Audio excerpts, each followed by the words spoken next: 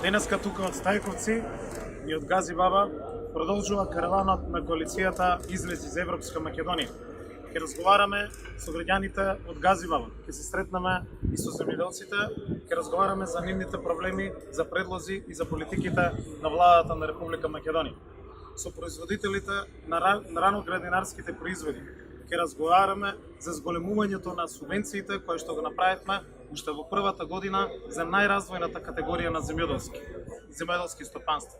Ги зголемивме за 20% директната поддршка и субвенциите за сите оние развојни категории на земјоделски стопанства кои што одгледуваат помеѓу 0,7 до 5 хектари раноградинарски производи.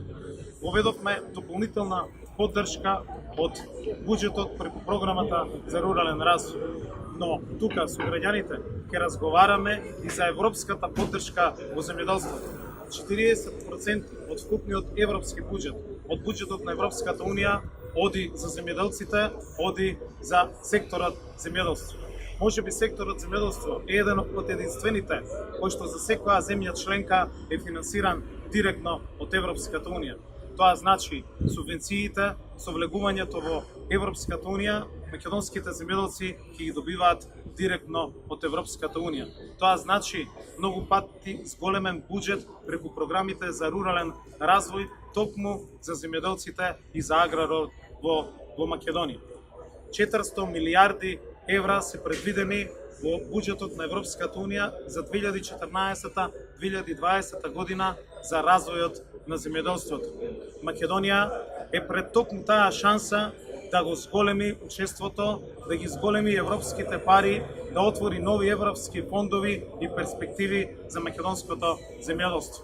Само оваа година досега преку ИПАРД програмите склучивме договори за над 12 милиони евра кои што ќе одат за модернизација и развој на земјоделството, за трактори, за нова опрема во преработувачките капацитети, за развој на нови бизниси, за отварање на работни места во руралните средини.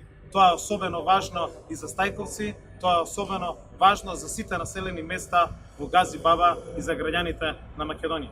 За 2019 година веќе преку Европската унија договоривме 15 милиони евра поддршка на македонското земјоделство. Со овие пари, со 3,5 милиони евра од нив ќе се градат нови системи за наводнување. Со 4,5 милиони евра последната година Европската унија ќе гради фабрика за третирање на отпадот од угинатите животни во Република Македонија, како политика на приближување кон Европската унија. Со 1 милион евра ќе биде поддржано окрупнувањето на земјоделското земјиште.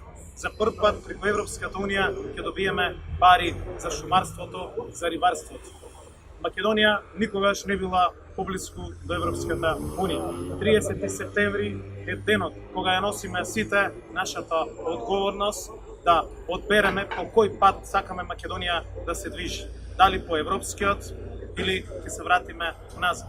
На 30 септември избираме меѓу небитнина и меѓу иднина. Избираме помеѓу темното минато и светлината за сите граѓани на Македонија.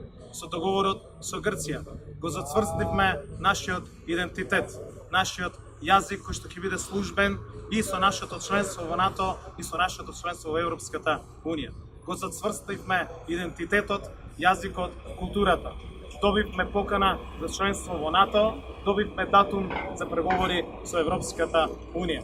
Коалицијата Излези за Европска Македонија ќе ја предводи оваа голема победа која што граѓаните ќе ја донесат на 30 септември. Убеден сум и сигурен дека ова единствена шанса која што ни предстои на граѓаните ќе ја искористиме и ќе се избориме за Европска Македонија. Благодарам.